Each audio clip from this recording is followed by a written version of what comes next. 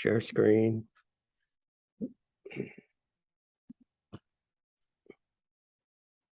All right, we left off. Does anybody know where?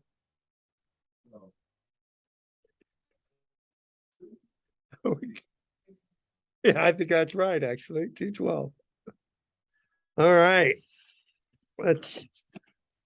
I am freezing, but that's okay. No. Why do I always get under the bed? I mean, we could probably move your table to the other side, but we'd have to read it. I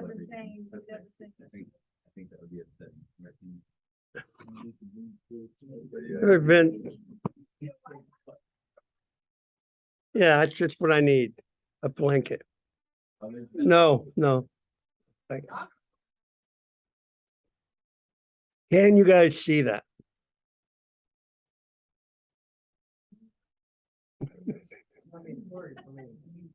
What? Okay. Hey, you found it.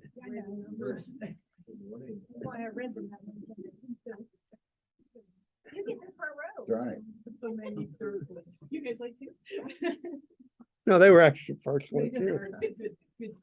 They'd like to be in the front row. They're Julie can't see. All right. Let's we'll start. Julie, would you read for me, please?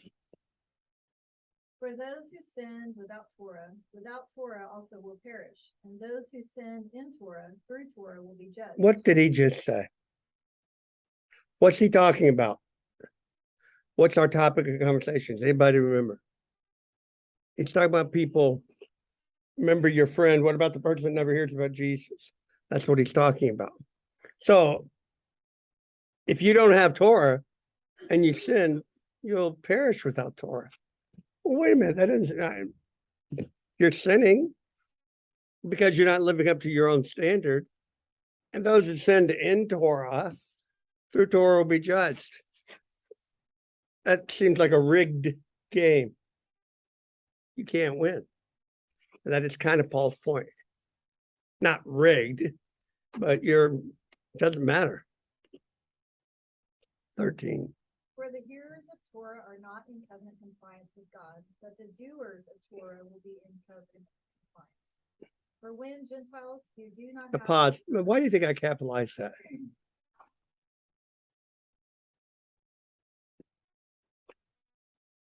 Those who actually follow Torah. Yeah. Well, where Paul's going with this is, now in Galatians, there are people that want to go back to Torah, remember? And Paul said, you realize if you go back to Torah, you have to do all of it. All of it. He kind of does that, leans into it.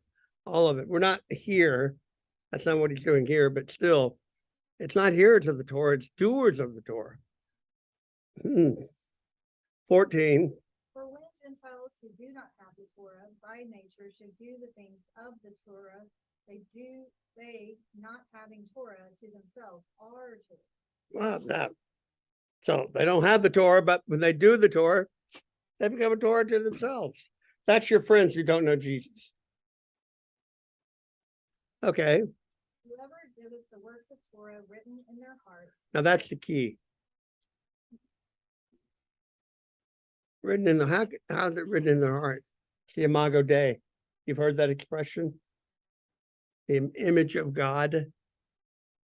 All humans, I don't care how depraved, even Hitler, had Imago Dei. Some remnant of the image of God in it. And that's what he's talking about here. All right. Their consciousness. Their conscience, so co-witnesses, sorry, there's a flare there, and their thoughts both accuse and defend them. In a day when God judges the hidden things of humans according to my good news through Jesus Christ. This is just tough It's for you. the glare, I'm sorry, I'm trying to. Is there glare? Around it. But this is better. Okay. All right. So do you understand what he's spelling out so far? It's not, don't make it more complicated than it is.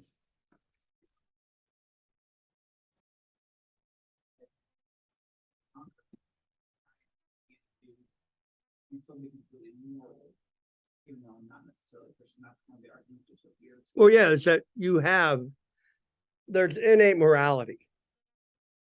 Most people in the world realize that killing somebody's wrong.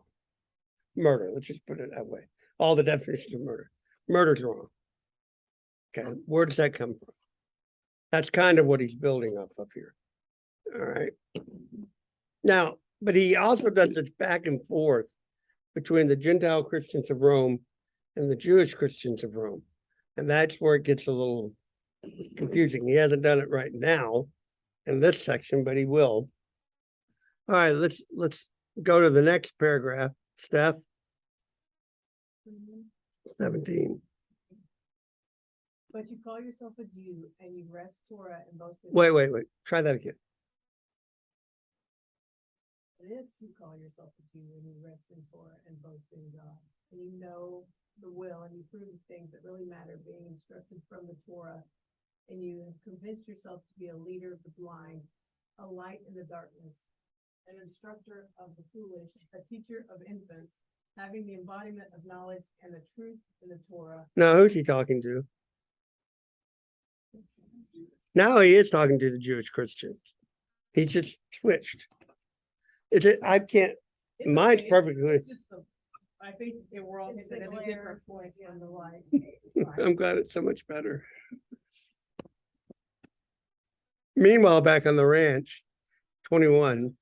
Do you teach another, therefore not teach yourself? You who preach not to steal, do you steal?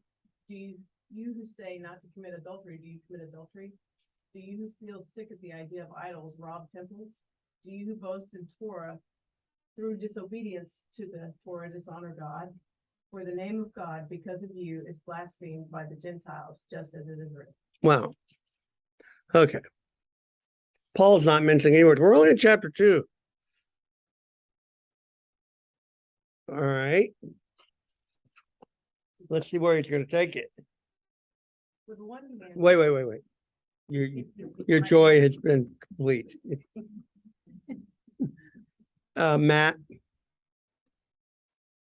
Well, on the one hand, circumcision is a benefit if you practice Torah. Is it too small? You can make it a little bigger. Just Oh, Well, oops. that way. I mean, you can just fill the screen with it.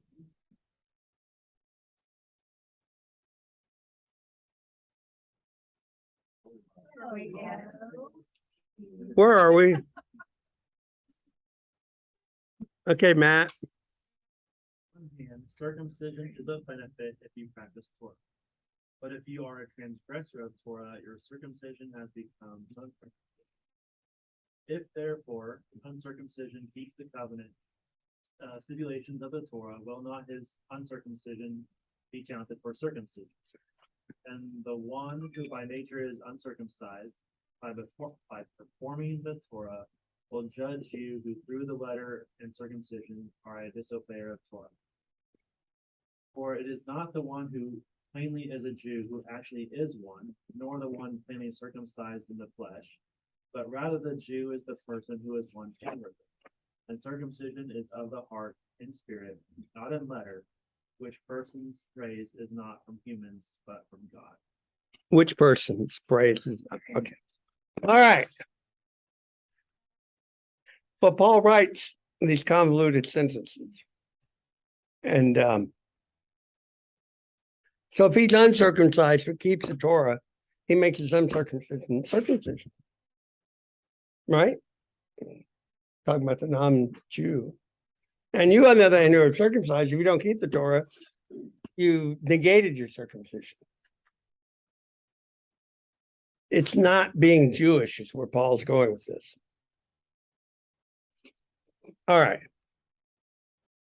Let's build on it. Chapter 3. We just keep screaming through this letter. Kenny. What therefore is the advantage of the Jew, or what? What It's a typo. What is the profit of circumcision? Much in every way. For first of all, that they were entrusted with the words of God. So what if some were unfaithful? Does their unfaithfulness nullify the faithfulness of God? Of course not. May God be true and every human a liar, just as it is written, so that you may be proven true to the covenant and your words, and you will prevail in your being judged. But if our failure to keep the covenant demonstrates Pause. Sorry, the bell threw me off. May God be true and every human liar, just as is written, so that you, God, may be proven true to the covenant in your words. So you will prevail in your being judged. You want to judge God? No, he'll prevail. But But if our failure to keep the covenant demonstrates God's covenant compliance, what shall we say? That God who inflicts wrath is violating the covenant? well, you know where he's going with this. Should we not keep the covenant so the grace can abound? That's where this is headed. I'm speaking in human terms. Of course not. Otherwise, how will God judge the world?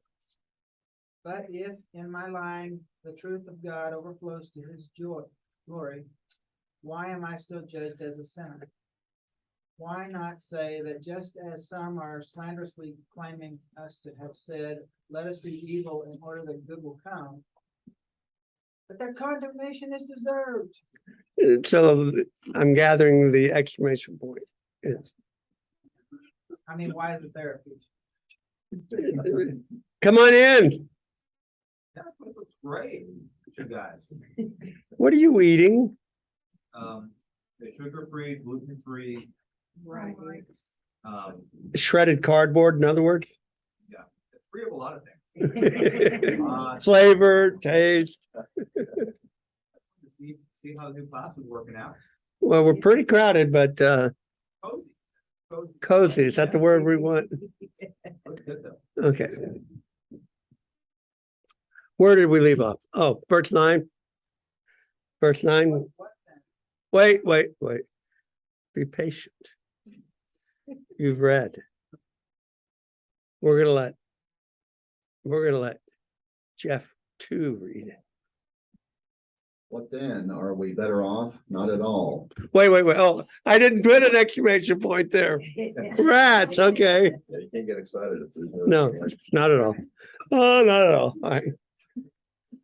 For we discharged both Jews and Greeks all to be under sin, just as it is written that there is no one loyal to the covenant, not even one. There is no one who understands. There is no one who seeks God. All turned aside, they became worthless together. There is no one who does good. There is not even one. Their throat is an open grave. They deceive with their tongues. Asp venom is under their lip. Say that 3 times. Whose mouth is full of cursing and bitterness. Swift are their feet to shed blood. Ruin and misery are on their path. And a way of peace they have not known. The fear of God is not before their eyes. So again, whether you have the Torah or not, this is where you are. Nobody does good. So your friend that never heard about Jesus is certainly not better off. But apparently your friend who has heard about Jesus, but does not submit to him, is no better off either. Yikes. You've read a lot. You did well. Well, Grasshopper. Jeff 1. But we know that whatever the Torah says, it is speaking to those in the Torah, in order that every mouth may be silenced and all the world will be liable to God's judgment. Since out of the works of Torah, no flesh is brought into covenant compliance before him, for through Torah is knowledge of sin. That seems like an incomplete sentence. That's because it's an incomplete sentence. Paul does these strange things. But look what he said there. Out of works of Torah, no flesh is brought into covenant compliance. All your impulse to do the rules doesn't do you any good. That's what Paul just said. No one's brought into covenant. No one's brought into righteousness. No one's brought into covenant compliance by keeping the rules. It just doesn't happen that way. But But no, no flesh. He could not make it any clearer. No flesh. We light the room, Stephen. Thank you. Yeah, it was an adventure, but we got it up. 21, you were reading, right, Jeff? Okay, Yeah. Go back and explain that to me a little better. Well, he's about to. Okay. But now, apart from Torah, God's covenant compliance has been made obvious. Stop right there. The whole point is righteousness is not obtained by doing the rules. Apart from Torah, and what he means by that is God's covenant compliance is available without Torah. That's the whole point. It's been made obvious, in fact, he claims. And here's the kicker. Look at the last clause. Witness to by the Torah and the prophets. So let's get, so the Bible itself tells you that righteousness is not in the Bible. What? That's what he just said. We'll use Bible instead of Torah. But it's not keeping rules. That doesn't sound like anything we've heard our whole lives. It's right the way it's there. I'm not making this up. You can go read another version. It's not the same thing. Except that it'll say righteousness. Confused, I guess. What? I guess it's not a little confused. It's Backwards from everything. right. So what's he doing? Wait. Let Paul explain it. This is verse 22. Who was reading? And God's covenant compliance is through the faith of Jesus. There you go. And remember what we said. Notice it's of, not in. Paul is going to talk about faith in Jesus, but he's not doing that here. This is Jesus's faithfulness, his faith, his compliance. That's where righteousness comes. It's not by keeping the law. In fact, if you keep the law, it's dirty rags, Paul says. Because it's a new covenant, right? Right, we're under a new covenant, and the bottom line is, I don't care how good you are, you're going to miss it. So I had this question the other night when I was studying and thinking, I had the exact same question. So when I was thinking about the old covenant compliance and then the new covenant compliance, right? So basically the new compliance renders the old compliance moot. I mean, Yes. That's Hebrews, by the way. okay, so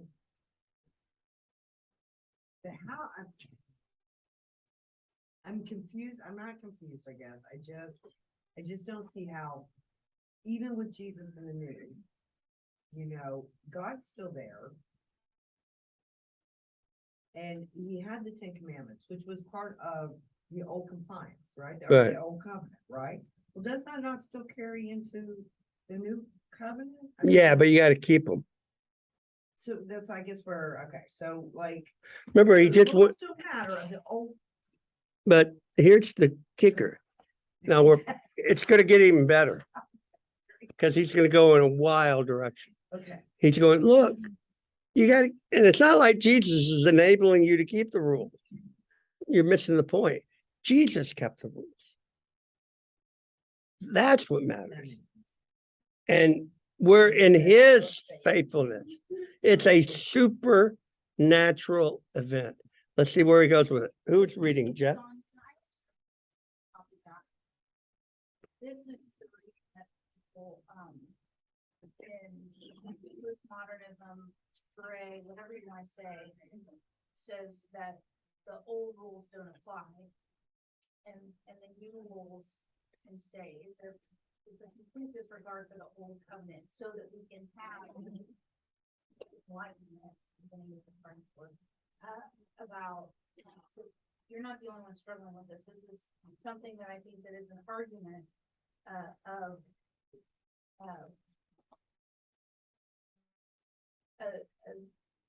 a movement right now of Christianity that says we don't have to pay attention and those rules don't apply to us, so we should have modern interpretations.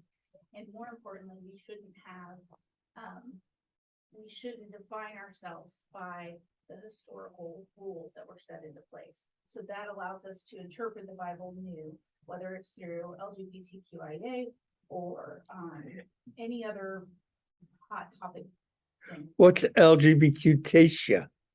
You said TIA. That covers most of. What's the IA? Questioning. I just learned the lesson, but There's Okay. actually more, but I left I'm them sure a out. 23-letter code. Yeah, don't misunderstand what Paul's saying. I'm just saying, 'cause it just still doesn't feel, even with that argument. You just can't negate. Well, Paul's not saying that. He's not saying that. That's people distorting. He's not saying the rules don't matter. What he's saying is you can't keep them. That's what he's saying. Okay, now explain to me how I can't keep them. Can you? Well, what do you mean by can't keep? How long do you go without blowing it? Oh, every day. You can't keep it. Okay. That's what I mean. And guess what? In any sense of the word. You just can't said keep it. And guess what? What's the result of that? I'm a sinner. And what happens to sinners? We're going to hell. Exactly. Okay, that kind of stinks. See, that's fine. Yeah, you guys just- That's all I'm keeping it. And Paul's saying you can't. Quit trying. Jesus did this. That's where he's going to go. Okay.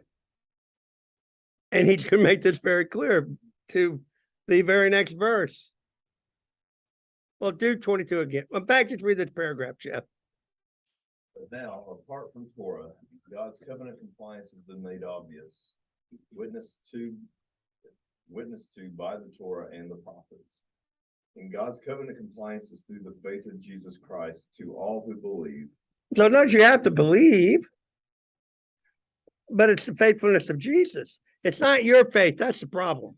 When we translate it by faith in Jesus, well, then that's what I got to do. I got to muster up my faith. No, you don't even do that.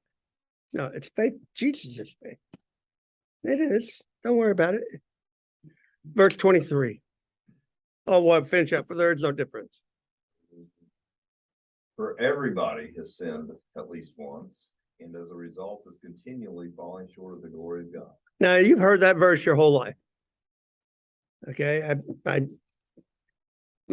polished it a little bit to make it very clear what it's saying. Everybody sinned at least once.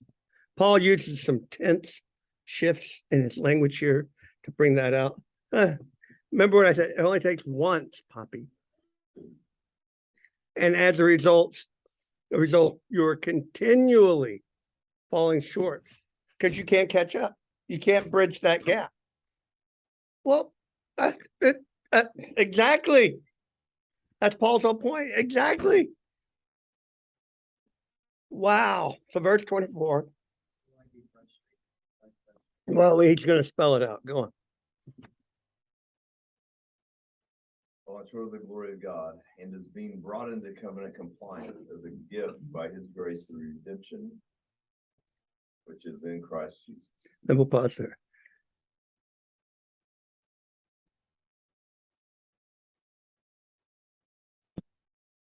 That's Paul's message.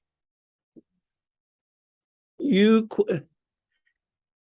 doing the law. It's not going to bring anything because you can't do it good enough. Even if you do it, you're going to smudge it. This is a gift.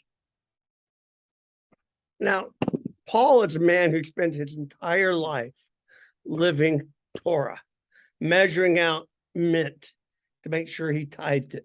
All this. And he's on the road to Damascus.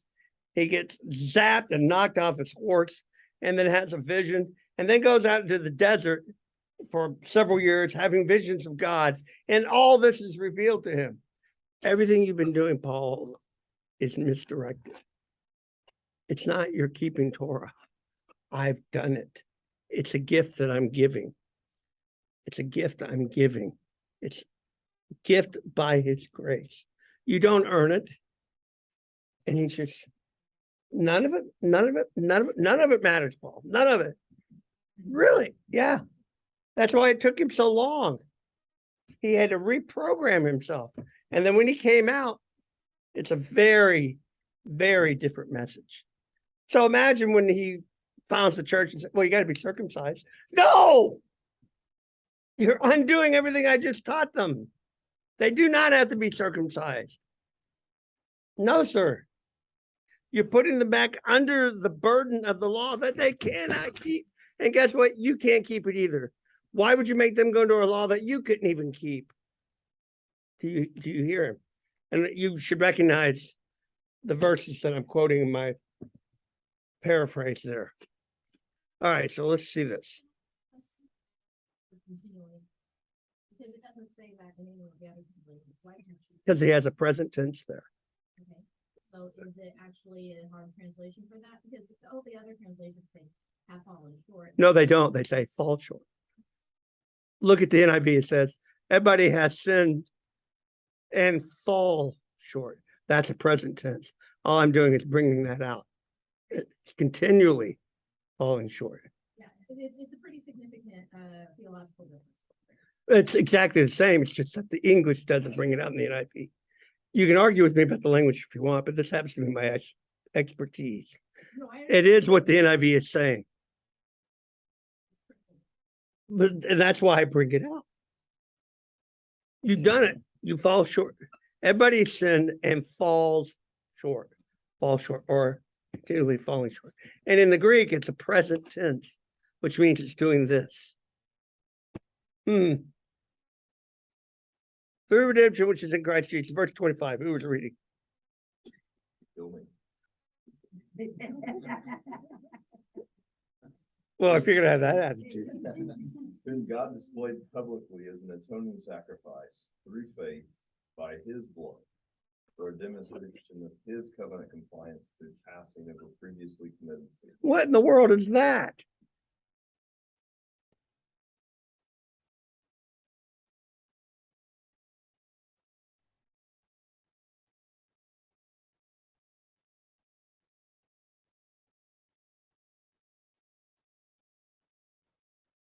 Everybody's afraid to open their mouth. I know I am. Talking about sins in the Old Testament, Yeah. I mean previously committed. He displayed Jesus as an atoning sacrifice through faith. Doesn't even mention whose. I would imagine he's talking about both. Jesus' faith and ours in him. By his blood for demonstration of God's covenant compliance through passing over previously committed sins. In the restraint of God. Well, let's just keep going on. In the restraint of God toward the demonstration of his covenant compliance in the present time. In order for him to be both in covenant compliance and to bring into covenant compliance the one who is from the faith of Jesus. So God brings us into covenant compliance. We're coming out of the faith of Jesus. It's not our faith, it's Jesus's faith. We believe in it, as he said up there. We have to believe in it. But nevertheless, he brings us into that. Into covenant compliance. Do you remember what that means? We are in covenant. You are part of God's family. That's what covenant compliance means. You're a member of the covenant community. You are righteous. Not declared righteous, you are righteous. That's where we in the Reformed brethren get a little distinctive. Huh. Like your interpretation of restraint of God. It just gives reference to.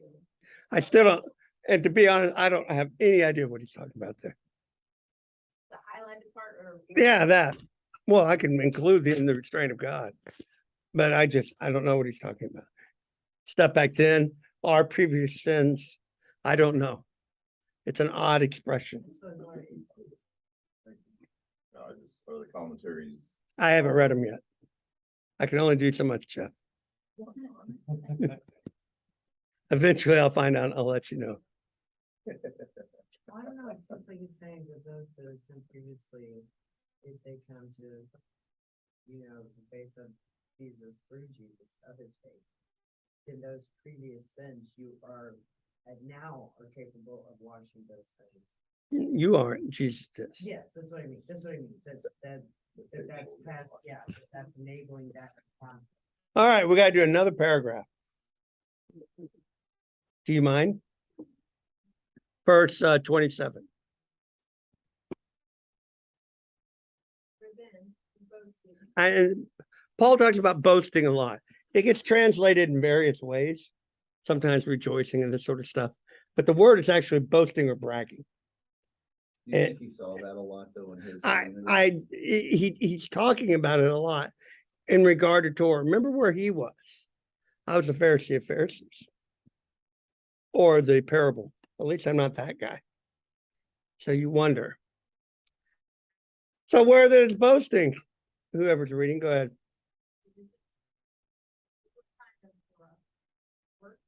No, rather for a Torah of faith. For we reason that a human is brought in covenant by the faith apart from us. That's so key. Your average Christian can't buy this. It's right there. It's not like I made it up. You're brought into righteousness, covenant compliance, in faith, apart from works of Torah. We don't want to make it that. We want to get my list right. I'm going to check off each box. I've not sinned. I'm not fill in your blank. He said, no. We're talking about righteousness that doesn't go in that direction. It's apart from works of Torah.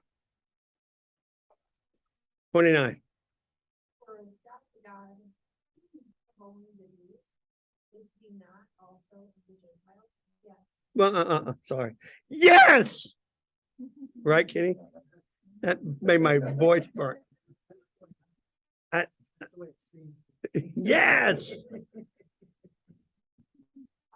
the Gentiles, is indeed God is one. It is who will bring circumcision into covenant compliance by faith. Pause. What's he saying there? Circumcision into covenant compliance. He can bring the Jews into righteousness by faith. Okay, that's circumcision is the shorthand for Jews. And And uncircumcision through faith. so both the Jew and the non-Jew, it's going to be through faith, not works of Torah. 31. Now, Torah, therefore, through faith. Of course not. Rather we are establishing. No, we're not negating it, we're establishing it. And that brings us to chapter 4, which we'll get in 2 weeks. Maybe I'll get some more commentary read, and we'll figure out what's going on in those parts. I don't know everything. I'm an Old Testament guy. But we'll stop here. So we're chapter 4. Okay. Now, discussion. Or we can just punt and run to church. It'll take us that long to get around to it. Well, that is true. We got a 4-mile walk. Just think it's not even in the weather. Yeah, did it start raining? It's starting right as we came in. No, I just mean we're inside. Yeah, I'm freezing. This argument that he's making in this is to me, this is my foundation that I have discussions with my non-believing friends, which is, listen, Christianity is not about all the rules and following all the rules. Because if it was, I wouldn't be a Christian either, because I can't do it. I mess up all the time. I'm constantly beating myself up for disappointing my father constantly. It's thank goodness we don't have to deal with that. And so that's my foundation, because I think the world views Christianity as all these rules that you have to follow, and there's all this hatred and judgment and all the things. And so I want the world to hear this part of the message to me. Yeah, I remember my friend who had the beauty shop in Colorado, and he was having lunch with some girls renting space in his shop. And no, I can't do Christianity, all those rules. He goes, what rules? There's endless rules. He says, no, that's only 3 rules in Christianity. What? There's only 3. What are they? Love God, with all your heart and all your soul. Love your neighbor as yourself. Do what you want. The 3rd rule kind of threw her, which is Augustine's simplifying of this. That really is all it is. Love God, love your neighbor, and then do what you freaking want. It's freedom. Oh, people want to hear that. But well, that means I can steal from my neighbor. Is that loving your neighbor? Oh, I see what you're doing now. Well, if you're doing the first 2. That's exactly whatever right. you're doing in your personal life or whatever you want to do, you'll be in line with that anyway. So you can do whatever you. Because you're already in line. So things to make us go, or as Arsenio Hall put it, things that make you go, That's the one and only thing you've ever said that I truly understood 100%. Things that make you go, No, love God, love neighbor. It's the only thing I've ever said. And it wasn't even mine, it was Augustine's. You know, Don, that was my whole life, is I thought it was rules. And it never, the Bible never made sense to me until you said that. And I'm 50. Yeah, 47. And I'm like, that's what it's all about. And how much, I've been missing the point for 50 years.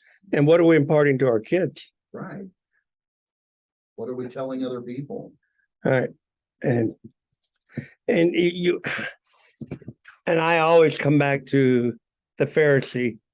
Well, at least I'm not that guy. You know, that's what you end up doing. And what do I tell you? What's my ministry? To be that guy. So you say, well, at least I'm not Donald. So, all right. Nikki, would you close us in prayer?